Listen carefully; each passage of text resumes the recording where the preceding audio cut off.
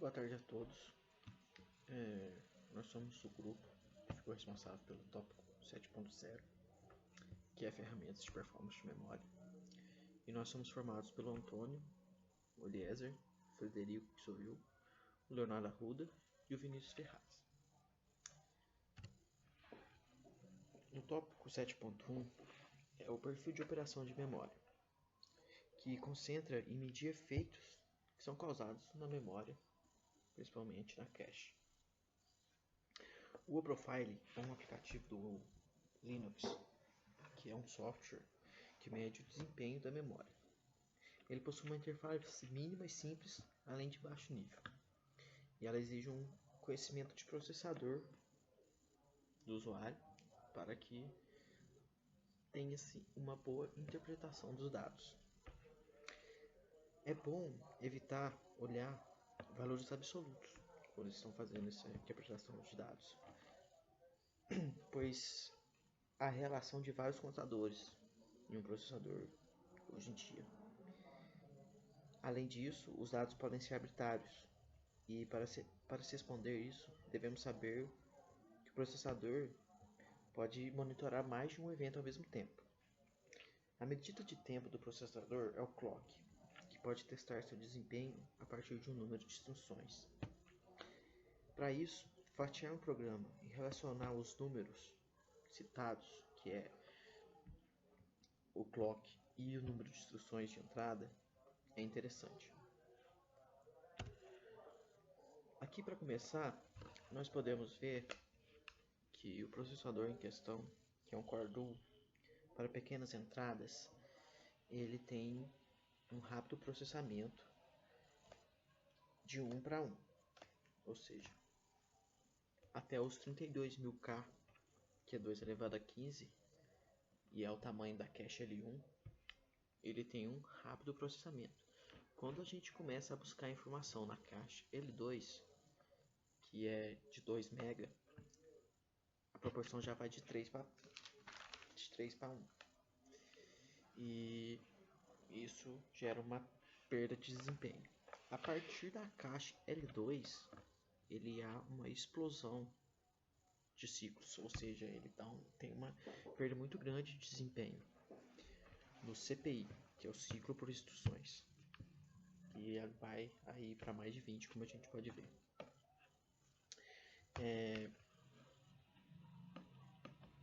Os eventos que acontecem na cache são específicos de cada processador, o que dificulta o uso do profile, pois o usuário precisa descobrir o desempenho do computador sozinho. O processador em questão, como a gente vai ver aqui nesses dois gráficos, o primeiro no da esquerda, possui 32.000K de cache L1. O que pode ser notado nisso é que ali no caso é o 2 elevado a 15, né? Que são os 32.000K. Só que entre os 2 elevado a 14 e 2 elevado a 15, ele tem uma perda gradual, um pouco ali, de desempenho, pelo fato de que a cache L1 ela está com outras instruções sendo feitas ali que não são possíveis ser separadas para medir. Mas também pode ser notado que entre 2 elevado a 15 e 2 elevado a 16, que são 32.000 e 64.000K, ela consegue segurar bem o desempenho, o que mostra que a cache L1 ela tem uma qualidade muito boa, e pode ser notado que ela consegue segurar praticamente o dobro dela em alto desempenho na instrução. Mas, como pode ser visto, depois disso, o desempenho tem uma elevação muito grande na perda, pelo fato de que aí ela não consegue mais buscar na cache L1 aquelas instruções. Aí entra o gráfico azul, que é a cache L2. A cache L2 ela tem um bom desempenho, como a gente pode ver, até o 2 elevado a 21, que é o seu tamanho, que no caso são 2 MB. A cache L2 ela tem 2 MB de tamanho. E aí até esses 2 megas ela tem um ótimo rendimento. Porém, logo quando ele é alcançado, há uma exponencial, uma reta praticamente, né, que ela gera, fazendo com que o seu desempenho exploda. A quarta linha, que é essa roxa do gráfico, é o DTLB, que são dados de TLB da máquina. Para casos aleatórios, a perda começa a ser significativa antes mesmo de L2, que é esse caso aí que ele está medindo. Agora, para casos sequenciais, ela dificilmente será maior que 1%. E aqui, do lado direito, nós podemos ver o mesmo gráfico, só que numa escala diferente, para poder mostrar como funciona a caixa L1 e a caixa L2, as perdas delas. Que, como a gente sabe bem, elas acontecem exatamente quando elas não conseguem mais alcançar aquela instrução, o número de instruções além do seu tamanho, né? 2,65 das instruções pré-buscadas na caixa são emitidas muito tarde e 48% das buscas não terminam em tempo. Como a gente pode ver aqui. O Opanotate, que é um outro aplicativo, mostra quando pré-buscas são ou não necessárias. Ele lista o código-fonte do programa e mostra as instruções que o evento foi reconhecido. É necessário um mínimo de eventos para medição, pois às vezes pode não aparecer na medição algo significativo ou algo que é confiável, né? Quando ele tem poucas instruções ou poucos eventos acontecendo. O contador de instruções pode medir o momento errado do evento. Isso ocorre pelo fato do processadores serem multiescalares, como é o caso do Core 2 Duo em questão aqui, que foi usado para a medição. Todo evento é gravado com ponteiro de instruções. Falhas de página. É responsabilidade do SO resolvê-las. São falhas de página, né, que elas podem atrasar a inicialização do programa. Existem 2 tipos: páginas que não foram usadas até o momento, páginas que, no caso, o conteúdo está em algum lugar da memória e aí ele não consegue achar elas rapidamente, gerando falhas. E as principais, que é necessário o disco para recuperar um backup feito por arquivos, ou seja, tudo que você precisa acessar o disco gera muita demora e isso pode gerar falhas.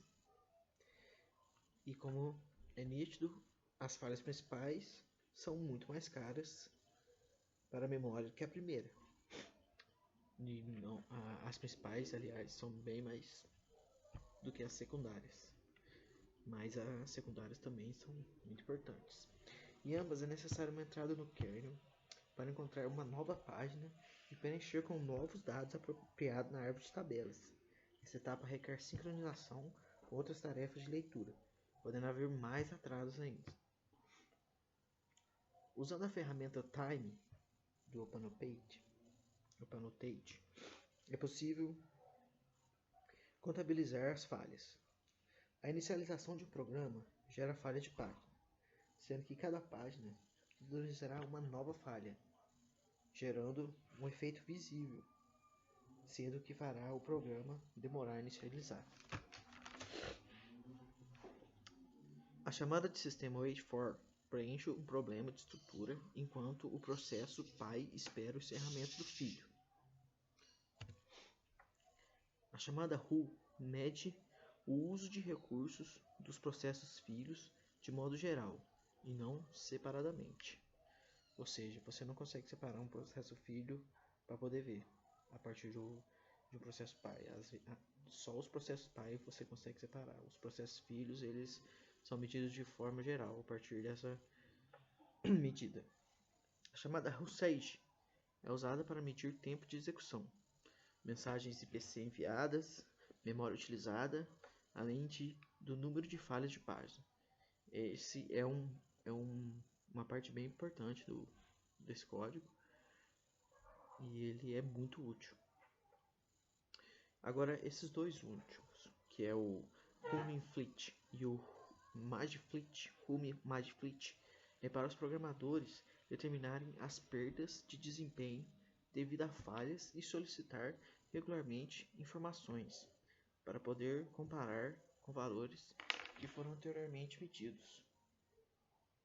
Aí, no caso, você pega e pode comparar para saber se o seu programa melhorou o desempenho, se você conseguiu melhorar essas falhas de página e assim poder ter um maior desempenho do seu computador. Eu vou falar um pouquinho sobre como que a gente simula as caches de uma CPU. Os endereços de memória eles são direcionados em parte pelo linker e em parte pelo tempo de execução do linker dinâmico e o núcleo. Mas o que é um linker? Falando por cima, ele é uma junção entre o que está sendo executado no kernel e a linguagem de máquina. E a gente tem uma certa dificuldade em entender como um programa usa a memória. E a gente tem uma ferramenta que ajuda um pouco a gente a entender o uso da cache. E que esse programa é o OProfile. Ele tem uma coleta relativamente rápida de dados. E nesse caso, o Fine Grained Collection não é necessário. Só que quanto mais dados a gente tem um afunilamento e a gente percebe a presença do Fine Grained, que é o afunilamento das informações dos dados, taxas de acerto que a gente recebe. E o profile, nesse caso, passa a ser desnecessário, pois as threads são interrompidas frequentemente porque é uma concorrência muito grande, são muitos dados. Então, tem esse afunilamento com o Fine Grained. E a gente tem o Cache Grind, que é o simulador de cache. Ele usa o Valgrind como framework. E o Valgrind, que é esse framework, ele simula a execução de um programa, só que ele deixa com que mais frameworks trabalhem junto com ele, inclusive o Cache Grind. E o Crash Grind, ele intercepta os dados dos endereços de memória, ele se aproveita do Valgrind.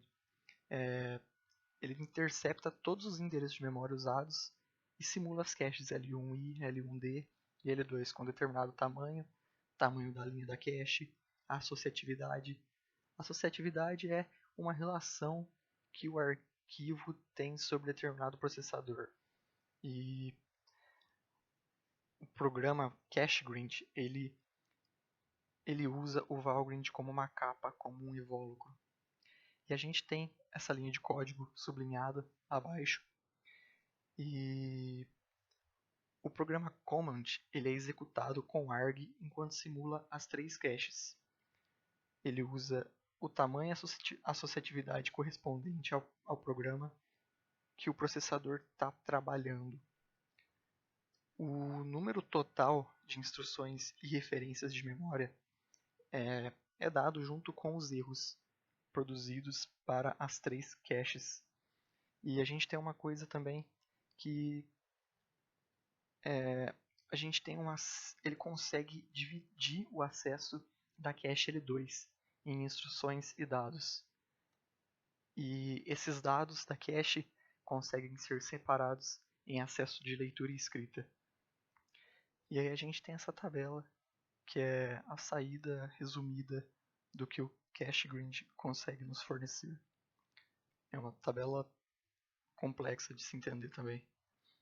E agora começa a ficar um pouco interessante para o programa, porque os detalhes das caches simulados são mudados e os resultados são comparados.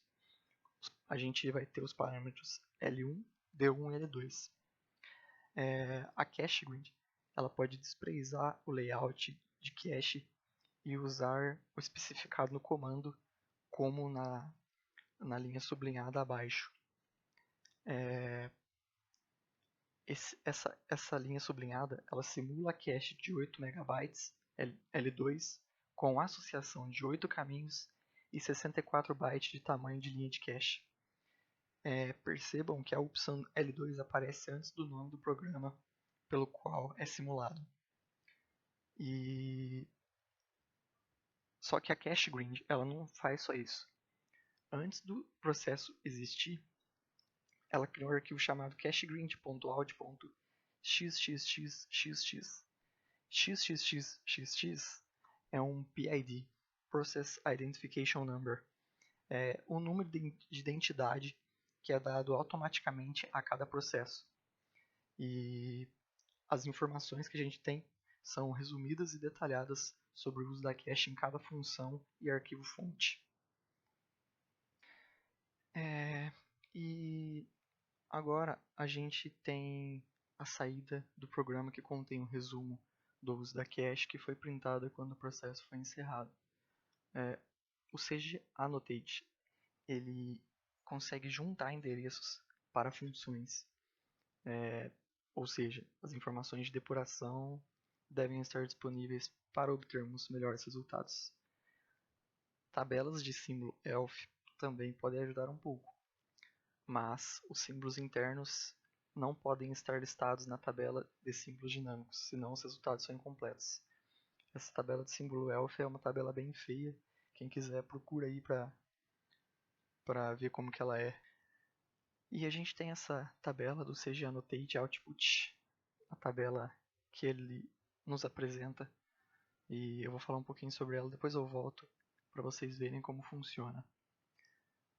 As colunas LR, DR e DW mostram o uso total da cache, e os erros são mostrados nas duas colunas seguintes a elas. Vamos lá, LR, DR, DW, e a gente tem as duas colunas seguintes de cada uma, onde os erros são mostrados. Nisso a gente consegue identificar códigos que produzem mais erros de cache, e ele mostra os dados com mais detalhes. O nome do arquivo fonte é dado, e cada linha do arquivo fonte é dada também, incluindo o número de acertos e erros da cache correspondente àquela linha. E como vocês estão percebendo, para quem quer mexer com memória, gosta de aprender sobre isso, é uma ótima ferramenta para aprender como ela funciona nos programas, os problemas, acertos e erros e tudo mais.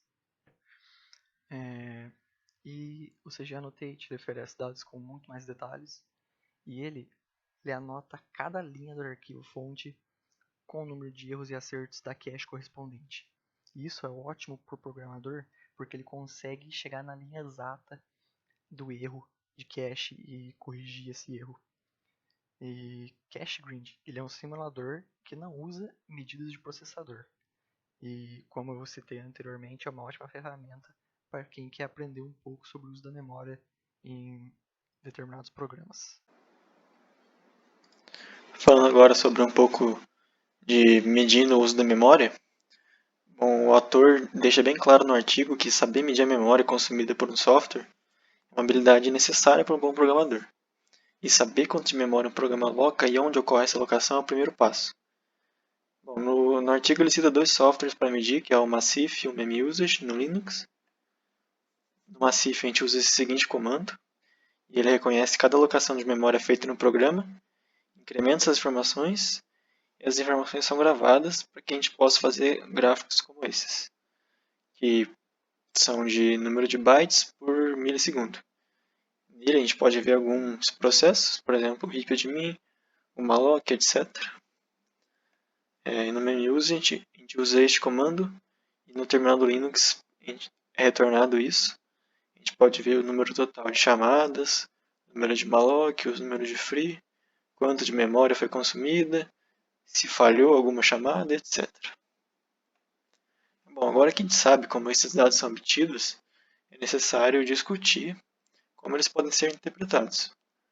O programa tem que ler uma quantidade de dados para depois processá-los. Ele faz isso criando uma lista, onde cada elemento da lista contém um novo item com um dado. Só que o problema é, não há garantia que a memória alocada sequencialmente é apresentada sequencialmente na memória. Os motivos podem ser: um pedaço da memória foi gasto e um novo é iniciado em uma parte diferente do espaço de memória. Os requerimentos da alocação são para diferentes tamanhos, que são servidos em diferentes grupos de memória. e alocações intercaladas nas várias threads dos programas multithreads. Outro problema que o gráfico mostra é que o número total de alocações é grande. Nesse caso, até uma pequena inclinação no gráfico significa um número grande de alocações. E para a implementação atual do malloc no C, como a gente está acostumado, cada bloco alocado tem pelo menos 16 bytes. Além disso, o tamanho desses blocos geralmente são um pouco maiores que o necessário, considerando a maneira que a memória é administrada. Isso tudo significa que a memória usada pelo programa é intercalada com a memória usada pelo alocador, para fins administrativos. Então a gente tem algo como isso, que é uma região de memória, com todos esses blocos, tem o cabeçalho, os dados, o padding, etc. Nessa região da memória, a gente tem 4 blocos alocados. A sobrecarga devido ao cabeçalho do bloco e o preenchimento é de 50%. Devido ao posicionamento do cabeçalho, isso automaticamente significa que a taxa efetiva de pré-busca do processador é reduzida em até 50% também. Bom, alguém poderia argumentar que a implementação deve ser alterada para colocar os dados administrativos em outro lugar. Isso de fato é feito em algumas implementações e pode ser uma boa ideia. Independentemente de podermos ver uma mudança no futuro, o problema de preenchimento nunca desaparecerá, a menos que o programador assumisse diretamente o controle das alocações. Quando os requisitos de alinhamento entram em jogo, ainda podem haver buracos, mas isso também é algo sob o controle do programador. Então, pessoal, agora a gente vai estar vendo um tópico que trata sobre o tratamento, a implementação de uma melhora na previsão de ramificação. Primeiro vamos começar pelas definições, assim, que eu acho que é mais fácil da gente entender. A previsão de ramificação, o branch prediction, como é em inglês, é uma técnica usada no design da CPU que tenta adivinhar o resultado de uma operação condicional e se preparar para o resultado mais provável. Então, ela é implementada no design mesmo do meu processador e é exatamente um jogo de tentar adivinhar mesmo o que será usado, quais instruções serão usadas no próximo clock ali da CPU, para mim conseguir trazer isso para mais perto dos meus registradores, para melhorar, logicamente, o meu hit time, ali, o meu hit rate também, que ele vai hitar dentro da cache já, e a melhorar o desempenho, logicamente. Então, a gente pega aí um circuito digital que executa essa operação, ele é conhecido como preditor de ramificação, ou branch predictor, que logicamente, é bem óbvio isso, né? E ele é um componente bem importante nessas arquiteturas modernas que a gente tem hoje de processador, como a x86. Corrigir essas previsões e consequentemente, melhorar elas e fazer ele prever coisas que eu estou usando realmente, em vez de ele prever, às vezes, coisas que eu nem estou usando, isso tem um impacto enorme no meu desempenho da máquina. Aqui, como o artigo próprio trata, ele tratou isso mais no foco de melhoria do uso da memória. Aqui a gente tem o uso de uma ferramenta que é o Built-in Expect, que é mencionada numa seção anterior do artigo, na 6.2.2, e ele é praticamente bem simples. Se você for usar ele no terminal, ele é só digitar ele com alguns parâmetros e ele é mais simples, bem simples de usar mesmo. Aqui a gente tem um gráfico só para demonstração mesmo sobre como que aumenta, por exemplo, com o uso desse Built-in Expect. No macro, o macro é uma seria assim, eu vou tratar isso como uma organização diferente de um computador. Ele é um pouco diferente, mas os resultados são os mesmos encontrados. Tipo assim, a ideia é a mesma se for aplicada em qualquer outro computador. Como você aumenta o tempo de CPU com o aumento do hit, do tempo com a taxa de hit. Então, como ele aumenta o tempo de CPU, quer dizer que ele é mais usado. E aqui eu tenho os diferentes compiladores usados nessa ferramenta.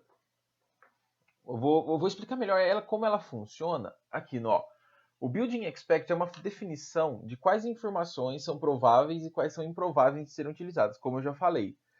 Essas definições, o que é provável de eu usar e o que é improvável de eu usar, elas são fornecidas pelo próprio programador. Então, isso não é feito de forma muito inteligente, digamos assim, porque é o programador que define, não, isso aqui é provável de eu usar e isso aqui é improvável de eu usar. Ele posiciona essas definições de forma centralizada e o compilador se encarrega do resto, entendeu? Com essas definições, o compilador faz o trabalho por trás, o trabalho pesado ali. O problema nisso é, logicamente, é bem fácil para o programador tratar como provável uma informação que é improvável de ser utilizada. Então, um programador pode achar ali na cabeça deles, ele que fez o código, e às vezes por um erro, por algum, assim, é uma misconception, tipo um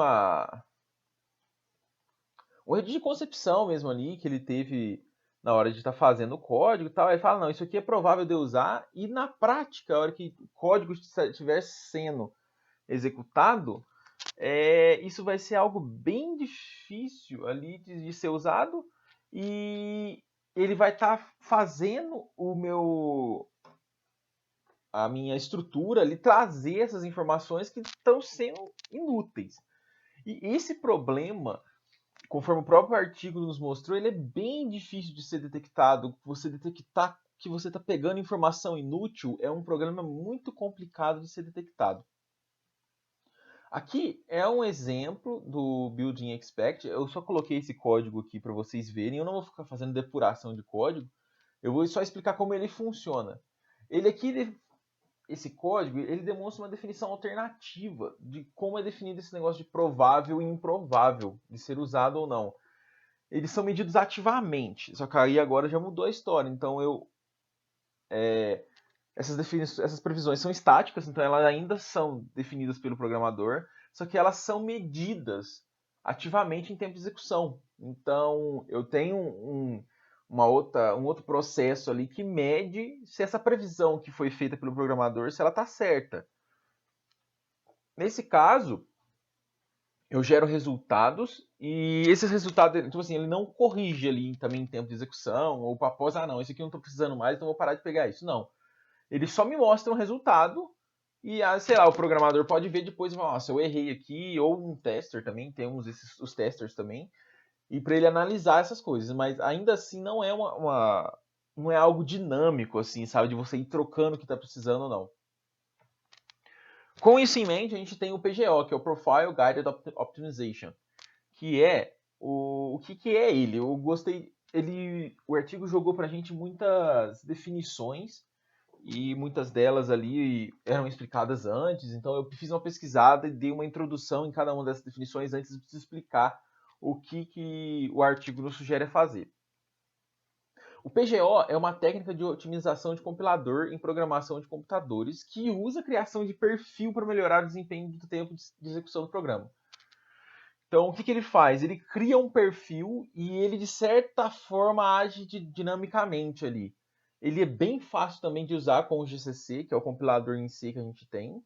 E é um processo composto de 3 passos ali, então assim, ele não é tão complexo, um bicho de 7 cabeças.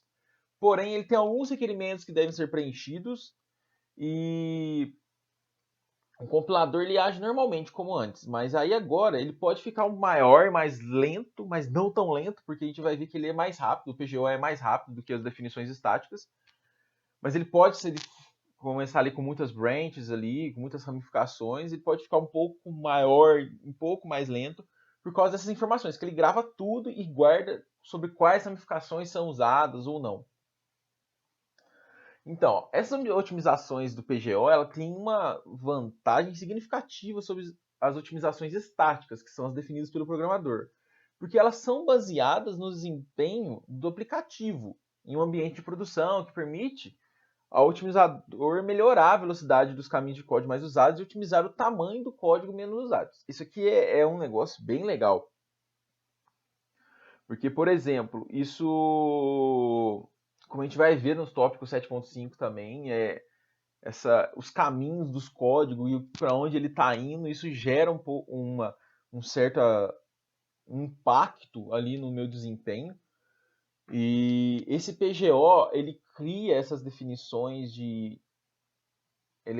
perfil ele define o perfil e ele sabe, não, esse perfil vai usar mais isso, isso e isso. Então ele já é dinâmico nesse caso. E nesse caso ele resulta na geração de um código mais rápido e menor para o aplicativo, atribuindo ganhos significativos de desempenho.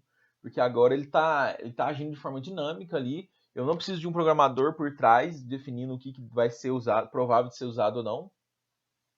Então isso melhora bastante o meu desempenho.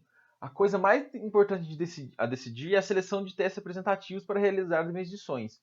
Então eu tenho que estar bem esperto para me medir esses negócios, porque é complicado medir essas coisas, se está acertando ou não o que ele está levando. Como eu disse anteriormente, é bem difícil de detectar alguns problemas em questões de hit e miss, então é importante a gente ficar bem atento a isso quando estiver usando o PGO. A gente tem esse último ponto que é, se a carga de trabalho de teste não corresponder à maneira como o programa é realmente usado, as otimizações realizadas podem fazer mais mal do que bem. Então o que acontece? Se eu tenho uma carga de trabalho ali, é chamado de workload no artigo, que é do teste, nesse caso, que é o que eu estou testando.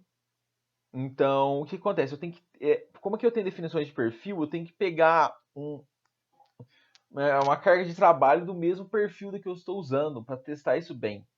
E da mesma forma, eu tenho que executar sempre coisas do mesmo perfil, aí meio que entre aspas, para fazer isso funcionar bem.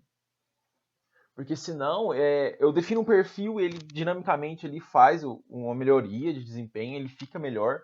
Só que aí, se eu colocar outra coisa de outro perfil, isso pode gerar pode fazer mais mal do que bem, realmente, como está escrito aqui. Agora, nosso tópico 7.5, que é páginas e falhas de páginas. Primeiro, vamos definir o que é uma página, porque pode ser coisa nova para quem está escutando. Uma página é um bloco contíguo de memória virtual de comprimento fixo, descrito por uma única entrada de tabela de páginas. É a menor unidade de dados para gerenciamento de memória em um sistema operacional de memória virtual. Eu acho melhor explicar mostrando uma figura, que é essa página, essa figura aqui.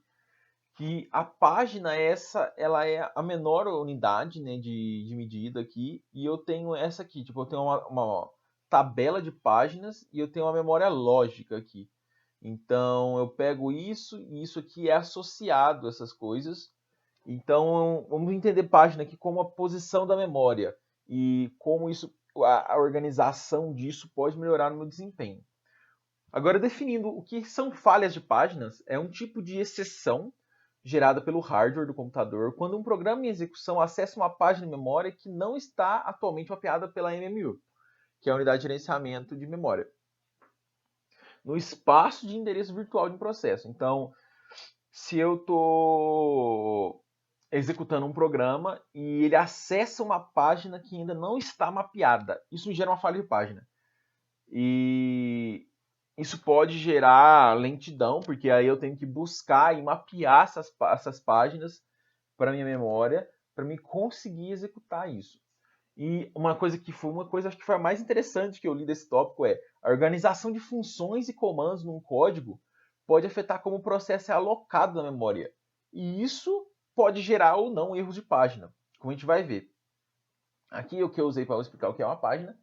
Então vamos lá, começando. Em sistemas operacionais como o Linux, com suporte à paginação por demanda, que é uma coisa que ele demanda, aí ele pega e mapeia essa página na tabela de páginas, como a gente mostrou ali atrás. Então, nesse negócio ele tem essa paginação por demanda, que é essa chamada que modifica apenas as tabelas de páginas. Isso garante, logicamente, que, por exemplo, né, páginas com backup de arquivos, dados podem ser encontrados e, para a memória anônima, não são fornecidas páginas iniciadas com zeros. Então, assim, eu tenho uma certa organização que me ajuda a trabalhar com essa tabela de páginas, onde isso aqui é mapeado e fica mais fácil de eu acessar as coisas aqui. Então, aqui como eu tenho, por exemplo, se eu tenho 0, 1, 2, 3 na minha memória lógica, eu tenho uma tabela de páginas que isso me organiza onde isso está realmente na minha memória física. E se eu tenho um mapeamento bem estruturado aqui, isso me ajuda. Agora, nenhuma memória real é alocada no momento da chamada do mmap. Então, esse mmap, que é a chamada que tem no Linux, ele só mapeia essas coisas. Ele fala assim, ó, isso está aqui, isso está ali, isso está ali, só que ele não é alocado na memória. Ele só fala, ó, vai estar aqui, mas só que eu não aloquei ainda. Então, ó, uma alocação acontece quando a página de memória é acessada pela primeira vez. Então, por exemplo, assim, eu tenho lá, iniciei meu sistema. Eu não abri um programa ainda, por exemplo. Então ele não foi acessado nunca. A hora que eu abro ele, eu estou acessando ele pela primeira vez. Então isso acontece que ele tem que ser alocado para minha memória. Então, em resposta a essa falha de página subsequente, que é quando tem essa falha de página, que ela acontece desse primeiro acesso. Então, no primeiro acesso eu vou ter uma falha de página porque ele não está alocado. O kernel assume o controle e determina, usando uma árvore de páginas ali, então ele tem tudo isso organizado no kernel do SO, os dados que devem estar presentes na página. Então ele tem lá, eu preciso dessa página que contém essas informações. Essa resolução de página, de falha de página, assim, de organizar esses mapeamentos, ela não é barata. Eu tenho um custo ali de hardware para fazer isso acontecer. Mas ela não é barata, mas ela acontece para cada página usada no processo. Ela tem que acontecer ali, pelo menos uma vez quando eu inicio. Aí o que é trabalhado nessa parte do artigo é, para minimizar os custos de falhas de páginas, o número de páginas usadas tem que ser reduzido. Então, se eu pego um bloco de uma página ali, se eu aumento o tamanho de uma página, eu posso colocar mais coisas, mas isso tem consequências também, como a gente vai ver. Então vamos lá, reorganização de código, que é uma das primeiras abordagens. Então, ó, para reduzir o custo específico de um caminho de código, pode-se otimizar o tamanho ou reorganizar o código, para que o número de páginas utilizadas seja minimizado. Então, eu posso, por exemplo, meu código está muito grande, eu tenho um código em C, eu posso dividir ele em 2, por exemplo, e isso faz com funções mais bem definidas e eu consigo meio que reduzir essas páginas. Eu tenho que reorganizar esse código. Ou eu posso juntar tudo num código só, falar, não, isso aqui eu consigo juntar aqui, mas esse meu código tem uma função só. A hora que ele for ser alocado na memória e ele se organizando corretamente. E se ele for alocado, por exemplo, numa página, ele é alocado numa página só. Eu tenho que visar usar o menor número de páginas possível. Não é fácil determinar a ordem correta de um caminho de código para fazer a reorganização, conforme eu estou falando. Não é fácil você pegar um código e reorganizar ele e falar, não, qualquer jeito que eu reorganizar vai estar bom. Não, isso é uma coisa difícil de ser feita, porque você não sabe o que será usado e o que não será usado. Então a gente tem ferramentas que podem ajudar, que através de análise de gráficos de chamada, o que ele chama ali, por exemplo, qual a melhor forma de reorganizar o código. E a gente tem um negócio assim. A gente tem o Valgrind, que é uma ferramenta do Linux, que você tem que instalar ela, mas ela existe. E ela é para trabalhar exclusivamente esses erros de memória, quando está dando segmentation fault, por exemplo. Mas ela também tem um paging, que ele indica quais sequências de códigos poderiam ser adjacentes. Então ele fala assim, não, essa parte do código poderia estar perto dessa, porque a hora que eu for locar a página, eu for, sei lá, importar essa página, ela tá tudo junto, então eu já pego e importo ela. Isso é ótimo. Então ele analisa o que está sendo usado junto ali e fala, não, então junta essas duas partes porque elas estão sendo usadas mais. Então isso é um recurso bem interessante de ser usado. Reorganizar o código para se juntar algumas sequências de códigos de forma que essas se posicionem na mesma página e pode evitar ou pelo menos atrasar uma falha de página. Então, como eu disse, se eu reorganizar e pôr essas sequências juntas ali, pôr essa sequência conforme elas são usadas, eu posso evitar totalmente ou posso às vezes até atrasar, porque aí, como eu juntei essa parte, então uma parte, por exemplo, uma parte de código, eu tenho duas partes de código, por exemplo, aqui. Se essas duas tivessem sido separadas, por exemplo, vamos supor, eu tenho essa parte e essa, aqui, dá uma falha de página, busca essa página e trago para cá, beleza. Aqui não, ele vai, esse aqui é um exemplo de atrasando. ele vai dar a falha de página somente aqui, e não aqui no começo. Eu não sei se ficou bem claro, mas a ideia é essa. Com a análise de gráfico de chamadas, que é o que é feito, de quais chamadas são feitas ou não, é possível realmente adivinhar possíveis sequências de chamadas. Então, eu consigo adivinhar, se eu analisar ali o que está sendo chamado, qual página está sendo requisitada, eu consigo ver quais sequências aí que estão sendo mais chamadas. Então, eu falo assim, não, então esse cara aqui, ele está sendo mais usado. Então, eu consigo adivinhar, então, esse cara aqui vai ser chamado na próxima, sempre quando eu chamar essa parte de código. Por exemplo, tem 2 códigos, por exemplo. E toda vez que eu entro nesse código, eu venho para essa parte do código. Então, ele fala assim, então, toda vez que eu entrar aqui, eu adivinho, então, não, peraí, o próximo vai ser essa parte do código. Então, eu já sei que no meu gráfico de chamadas, que todas as chamadas, toda vez que ele entra nessa parte do código, ele vai para uma outra parte. Isso pode ajudar a acelerar o processo de classificação das funções variáveis. Então, assim, isso acelera o processo ali, ele fica mais rápido, tem uma melhor desempenho realmente. Aqui eu tenho só, o artigo trata disso mais a fundo, mas eu não quero ficar enchendo de siglas essa apresentação.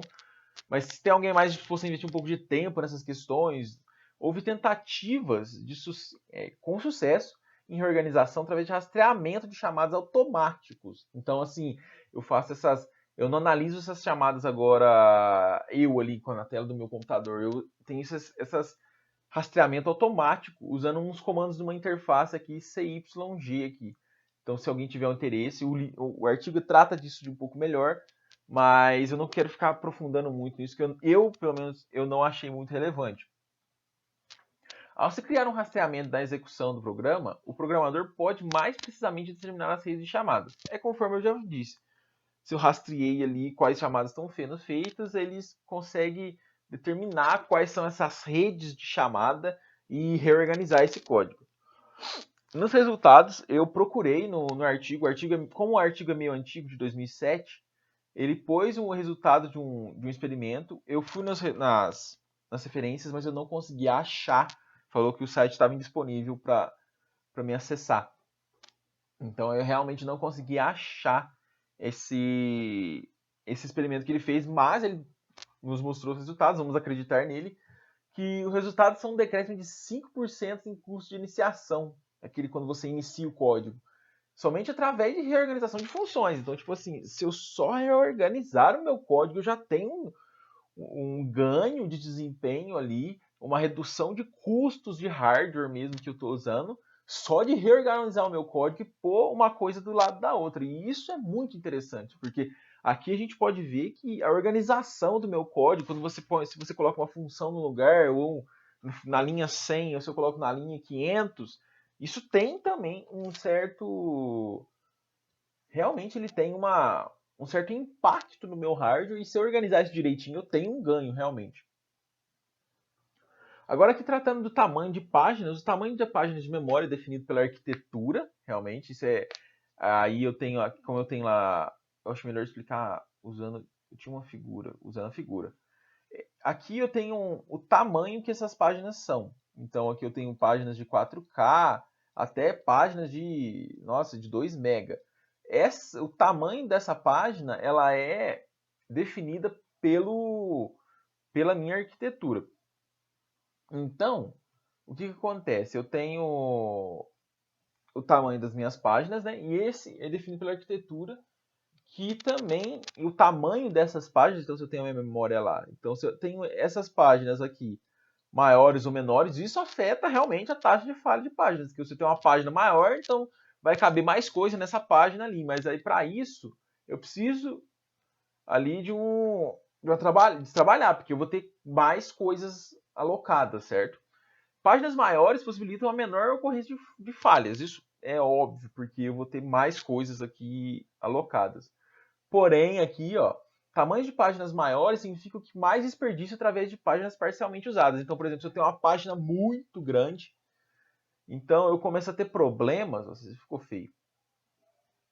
Eu tenho aqui é uma página, é muito grande. Eu começo a ter problemas se ela for muito grande, de eu, por exemplo, eu usar só até aqui, puf. Mas espera aí, se eu usei essa página até aqui, E essa parte aqui eu não usei, então, poxa, por que eu tenho que importar, fica trabalhando de alocar toda essa página, trazer essa página de memória, e isso me gera custo. Então, se ela for muito grande, eu começo a ter esses problemas de usar só metade do que está sendo realmente alocado na minha memória. Usando as interfaces descritas nessa seção do artigo, podem otimizar muito tempo de execução de um código. Então, trabalhar com tamanhos de páginas ali, mas também trabalhar ali com a melhoria, com a reorganização do meu código, eu posso otimizar o tempo do meu código, sem dúvida. Os bancos de dados, que usam grande quantidade de dados, logicamente, estão entre os programas que usam páginas enormes hoje em dia. Então, tipo assim, eles são um exemplo em que aplicar uma arquitetura que aceita um tamanho de página grande, isso é viável. No momento, vale lembrar, no momento aqui, lá em 2007. Não há como usar páginas grandes para mapear dados retornados por arquivo. Então, não estava sendo muito viável assim, essa implementação de páginas muito grandes, porque tinha mais problemas do que realmente utilidade usar isso. Então, havia o interesse em implementar esse recurso, mas as propostas feitas até o momento envolviam explicitamente o uso de páginas grandes, então, assim, né, mapear esse retorno, e contava com esse huge de LBFS como sistema de arquivo. E, sei lá, isso não era aceitável, porque o uso de página grande, nesse caso, tinha que ser transparente, eu tinha que usar um sistema de arquivo diferente, isso era um pouco complicado. No final, a gente tem, o kernel deve facilmente determinar quais mapeamentos são grandes e usar automaticamente páginas grandes. Então, isso aqui também é uma abordagem que ele sugere. Então, tipo assim, o meu kernel aqui, então, ele começa a definir. Ele tem, por exemplo, duas opções de páginas. Então, ele fala assim, aqui é uma página pequena, aqui eu tenho uma página grande. E quando for necessário, realmente necessário, ele pega e usa uma página grande. Se não, ele continua usando essa página minha pequenininha. Esse é uma solução legal. Então, tipo assim, eu tenho o meu kernel ali, ele sabe, então, nossa, agora eu preciso, agora eu não preciso. Mas o kernel nem sempre sabe o padrão de uso. Então, quando eu realmente vou precisar? E se a memória que pode ser mapeada como uma página grande e mais tarde precisar de páginas menores, então, por exemplo, assim, eu pego, nossa, eu posso precisar, então ele aloca uma página grande. Isso que depois ele precisa de páginas menores. Então ele vai meio que desperdiçar recurso aqui, e recurso de memória é um recurso precioso, né? Então, ele menciona no artigo que teria algum tempo até que essa abordagem fosse bem sucedida. Aqui eu só gostaria de lembrar, como eu já lembrei, que o artigo ele é de 2007. Então, algumas colocações feitas aqui podem não ser realidade agora, no ano que estamos aqui, de 2020, né? Que é 13 anos após esse artigo, então houve muitas melhorias, claro.